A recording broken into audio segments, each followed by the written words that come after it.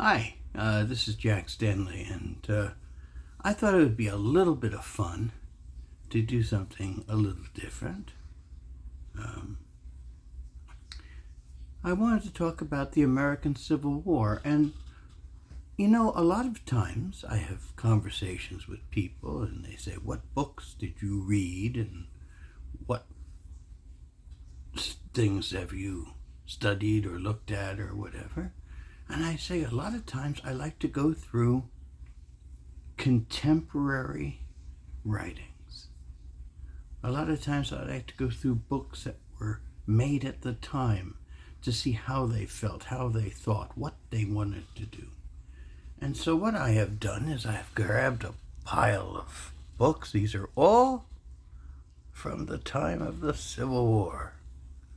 And I thought it would be fun to go through it and give you an idea.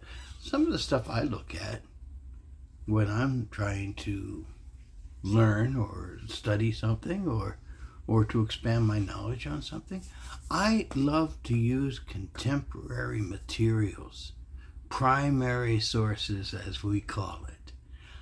History books are phenomenal, and I'm not trying to downplay them. But I am always of the point of belief that many times new books are written, and whatever your philosophy may be, you will have biases. I have, you have, everybody does. And so when you write a history, a lot of times what you will do is you will write the history with those biases in mind. And you don't want to destroy your heroes, so you'll protect them. Now, that's not true of every history, of course. There are phenomenal histories written about the American Civil War. Great and magnificent things written. But still, for me, one of the greatest joys in studying the Civil War is to look at documents and books, papers, and various government issues of things that were there then. So without further ado, let's get started here. Let's do a little digging. Now, I have got a lot of stuff here, and I want to... These are 4 volumes. And these are the history. These are the history of the Southern Rebellion. This was an amazing series of books put together. What was the fellow's name? Victor, I believe.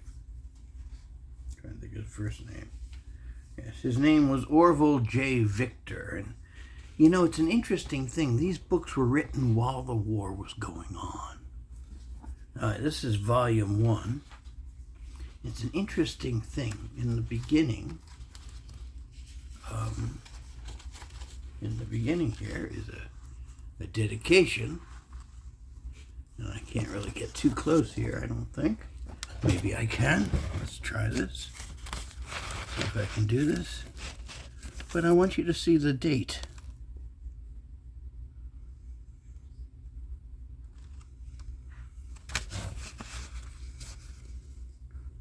Because the date is 1862. And the thing is that these books were being prepared while the war was going on. It's fascinating stuff. And it's fascinating to read. And they're very heavy. And they're phenomenal reading. I mean, I have read through them, but I haven't totally what I'd call read them all. There's so much material, so much stuff. Fascinating information. To me, volume 1 is the best. But there's 4 volumes. Volume 1 is leading up to it, and it's some fascinating stuff in there. From the North and the South. Let me put these down. Oh. There we go. Heavy stuff. Now, this book here, this book is phenomenal. Now, let's see if we can make that out there. This is the political textbook. The political textbook of 1860. And I'll read what it says here. It says, containing everything necessary for the reference of the politicians and statesmen of the United States. It covers all the various issues.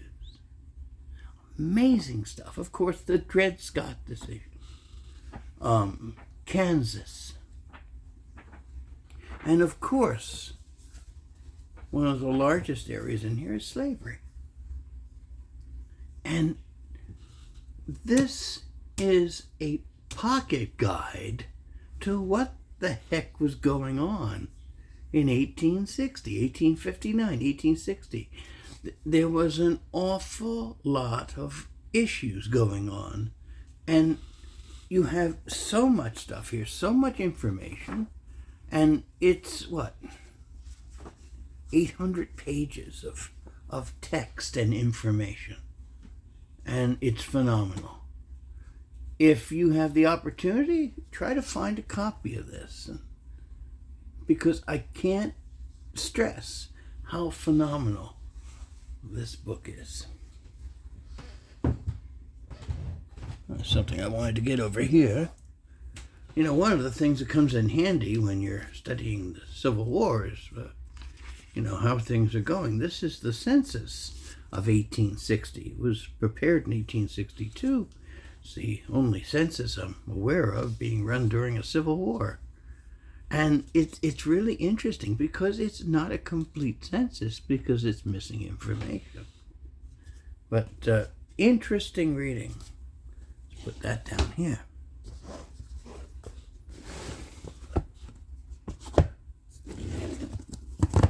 Here's another book here that's quite fascinating. This is, as far as I know, the first book to come out on John Brown. This was written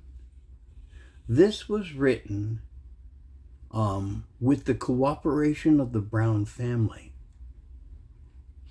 And James Redpath wrote the book. And it is quite fascinating to read. And it includes John Brown's autobiography as well, which is really quite fascinating. This came out, let's see, the writing in here came out in, I believe, January of 1860, a month after his death. As I see here in the beginning, by Redpath, he finished the writing December 25th, 1859. So this is really amazing stuff because this is before the war starts. A lot of people read this who would later get involved in the Civil War. Pretty interesting stuff. Now, I usually like to keep things contemporary, but this is such a important set, and it's from the 1880s. And it is William Herndon's Lincoln. It's a 3-volume set. Interesting thing about this set, this belonged to the entertainer Jimmy Durante, these books, from his library. But the interesting thing is that this gives you a very excellent, detailed look at the human animal that was Abraham Lincoln. You know, the unfortunate thing with lots of histories and lots of programs on history is that we've kind of turned Lincoln into a thing. He's no longer an individual. We've kind of made him into a god of sorts. But this is much better. It shows Lincoln warts and all. I highly recommend it if you get a copy of it. But this will also expand your knowledge on the war and the history. Another book that's really quite good. that was written by Francis Carpenter. It's called 6 Months in the White House with Abraham Lincoln. And it was during 1863, 1864, when he was there. This is all dealing with the Proclamation of Emancipation, or the Emancipation Proclamation. And he's the artist that painted that picture. And this is the whole story about his time at the White House. He wrote it in 1866. Fascinating to read. Now, you know something? One of the individuals in the Civil War that's really contentious in a subject is a fellow who would be General McClellan. And we all know about McClellan. You know, Lincoln knew him very well. He used to sit there and say, do you mind if I borrow your horses since you're not using them? But McClellan was a phenomenal trainer, a phenomenal organizer. He was not a military leader. And the thing is that people don't realize he wrote a whole series of books on training soldiers. This is McClellan's book. And this is all about how to use bayonets. Now, he took information from the French, translated it, and added his own little thing. And these were handed out to soldiers to learn how to use the bayonet from General McClellan. What have we here? There are so many books about going in the South and looking. This is an interesting book. This is by de Gasparian from France, translated by Mary Booth, and it's called The Uprising of a Great People. And this came out in 1861, and it's talking about the situation in the United States and focuses quite a bit on slavery. And slavery was a major and terrible and contentious subject. You know, there's so many arguments what caused the Civil War. And yes, there were many, many various circumstances. But the most important, the most powerful circumstance around all that was slavery. It was a vile, vile practice. And the sad part was the South wasn't willing to give it up. And what's even more fascinating, we always sit there and hear people sit there and say, well, it really wasn't about slavery. Well, yes, it was. Read what the South was writing at the time. Once again, if I have to say it this way, is read what people were saying then, not now. It's very interesting. Yeah, these are all books written by people who traveled down south and saw what was going on. Of course, we have to look at the President of the South. This is the memorial album for Jefferson Davis, which was written in the 1880s and full of fascinating information. And this is amazing. This was written in 1865, and it's the history of the Secret Service. And it's called The Field, the Dungeon, and the Escape. It was by Albert D. Richardson, and he was a newspaper reporter and an agent. And it's fascinating reading. He was captured by the South and held, and he escaped. And the stories in here are incredible. But it's all part of the Civil War, and there's so many different aspects of the Civil War. You don't think about this. This is not stuff that you get to read about very often. And these are important issues. Let us continue. Now, I have a couple of different ones here, but this is messages of the Department of State. Now, think about this. These are all documents, Department of State, during the American Civil War.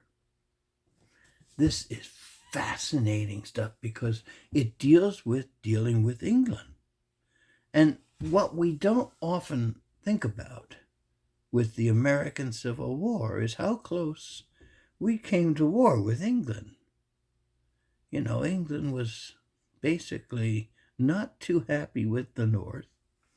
They wanted to support the South, but it was a difficult situation.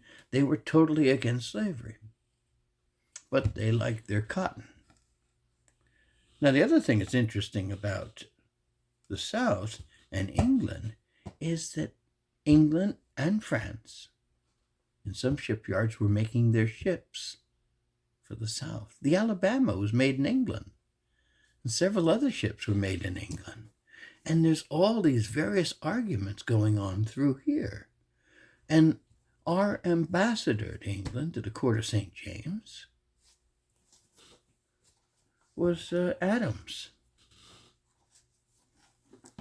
We had Charles Adams, that was his name, Charles Francis Adams. He was our ambassador and a very important asset during this very delicate period. And when you read this, you find it so amazingly fascinating. It's really quite incredible. Now, here are two pieces that are sort of like the cream. This book here, this is United States of America on the front. It's from the House of Representatives. And it deals with what is called the Committee of Five, as you will see here. Committee of Five. And it's from 1861. This is the last gasps of the Buchanan administration. This goes up to March 1st, 1861. And in here is the basic history of the complete desertion of the South. You will find in here countless letters. In fact, here's a section here. It says right here, as you can read it, it says, seizure of forts, arsenals, revenue cutters, and other property of the United States. That was basically the South was taking them.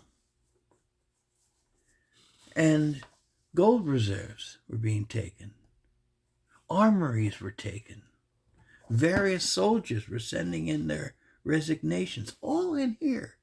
It's incredible to read because you don't get any kind of an understanding of what was going on until you look at books like this. This is how you learn the history. Primary sources. It teaches you so much. Granted, as I said before, read the modern histories. They're fantastic. But take the opportunity to find things like this. I'm sure it's on the internet in various places. You can get this stuff. I like to have the original books. I like to feel the books that the people then held. Maybe that sounds a little crazy, but nonetheless. This has got one thing in here.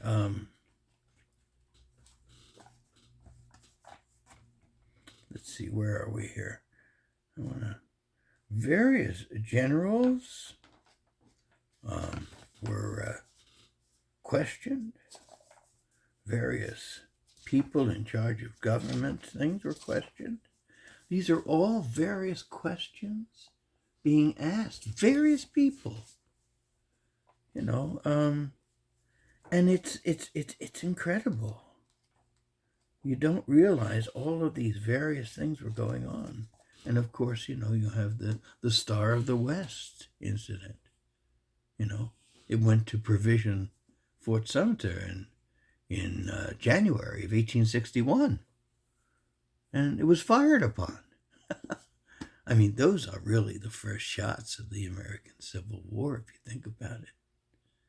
And the ship was damaged, and they didn't bring their supplies to Fort Sumter. And, of course, South Carolina announced that if anyone or any ships are sent to Fort Sumter, we will look at it as an act of war. Well, Lincoln knew that. It was in Harper's Weekly. So he knew he had to get this war over with. At least that was his feeling. And so what did he do? He sent ships. But to move things along faster, he sent a telegraph message to the governor of South Carolina telling him he's sending ships. And, of course, immediately, shortly after, the guns were firing. He got the war started. Now, the unfortunate thing for Lincoln, he had no idea of the Pandora's box he was opening. And he was despised by many, many people. And that's where this next jewel comes in. This is a fascinating book. And people talk about this fella at times. This is the Honorary CL Valen. Valen, yeah. It's quite a name there, as you'll see. And this book was written in 1863. And it's Abolition, the Union, and Civil War. And these are all of his speeches, and he is very much against Lincoln. He is very much for various other ways of perhaps separating the country. And he's quite loud and quite popular. So General Burnside pays him a visit with a whole bunch of soldiers, and he's arrested. He's court-martialed, and he's sent to the South. The South doesn't want him, so he's sent to Canada. He's a man without a nation. He was a congressman. He was kicked out of the country by the Lincoln administration. There's a lot of stuff going on during the Lincoln administration, which this fella talks about. The fact of the writ of habeas corpus has been removed, that people were being jailed and held, and the keys are thrown away without charges. And newspaper editors were being arrested if they did not toe the line. It's fascinating stuff that was going on.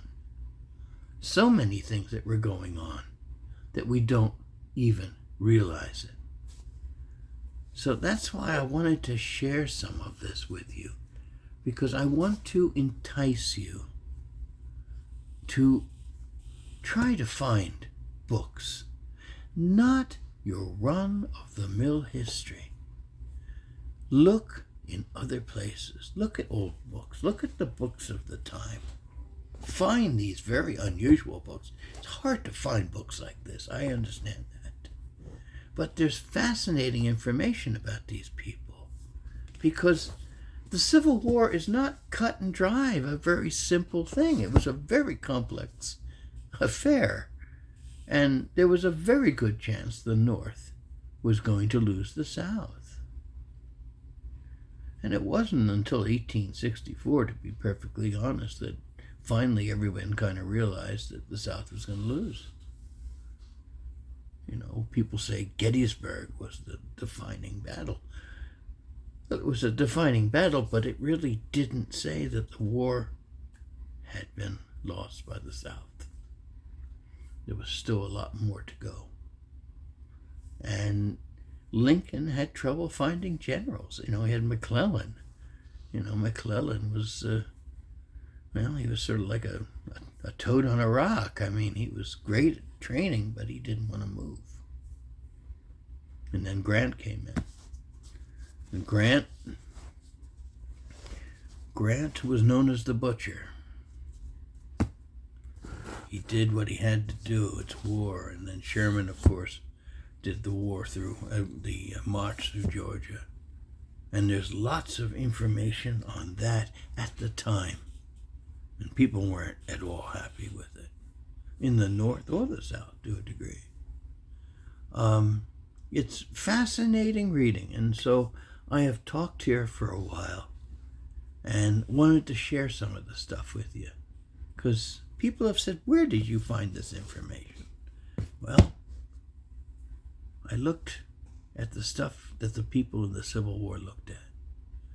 And that's always a fascinating thing and a fascinating way to look at your history. So that's enough. I've talked enough. Okay? I hope you enjoyed this. I hope you learned. I'm going to try to do this on various parts of history and pull out books and show you things like this. I think it'll be kind of fun from my library here. Thank you.